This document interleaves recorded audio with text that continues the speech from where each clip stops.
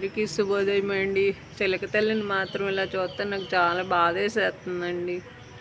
మనం ఏమన్నా పెట్టినా రావట్లేదండి. మరి యాపిల్ ముక్కలు మళ్ళీ మొన్న కూడా కోసి పెట్టాను. నేరేడు పళ్ళు కూడా డాబా మీద గోడ మీద పెడుతున్నా. ఎక్కడ పెట్టాలో కూడా నాకు తెలియట్లేదండి. పిచ్చి తల్లి అవేమో లాక్కుంటే రావట్లేదు. పిచ్చి తల్లికి తినాలనిపిస్తుంది. బంగారు కొండని చూస్తున్న బాధేసేస్తుందండి. పాపం చాలా బాధేసేస్తుంది. చిట్టు తల్లిని చూస్తున్న బంగారం పాపం అండి.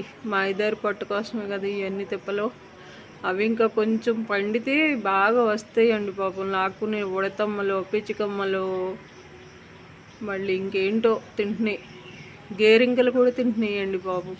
నా బిడ్డ అమ్మో, నాకైతే ఎంత బాధేసేస్తుందోనండి అసలు.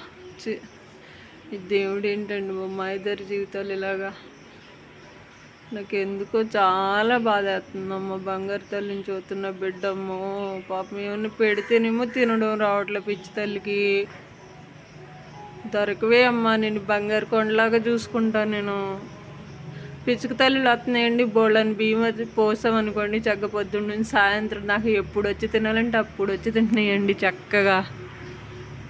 అలాగే కాకి కూడా అన్నం అవన్నీ పెడితే అవి తింటున్నాయి. కానీ వీడికి ఎలా పెట్టాలో కూడా నాకు తెలియకుండా పోయిందిరా బాబా. సాయిబాబా గారు అదిగోండి పాపం ఎంత కష్టపడుతుందోనండి బిడ్డ. నయ్యమ్మ, వీటిలన్నిటికి పెద్ద అన్నగాడు ఉన్నాడంటే అన్నిటికి బుష్షులు ఆడుతున్నాయి. కానీ చెల్లెమ్మలకి తమ్ముళ్ళకి సాయం చేసే వెత్తలేదు. ఏం లేదు, పైతింగులు చేతాడు ఇక అంతే. అమ్మ మీద కూడా పైతింగులే. ఎంత అందగాడండి. ఇటు నిజంగా నేరేడు పండుగడేనండి. పొలే బాగుంటాడండి.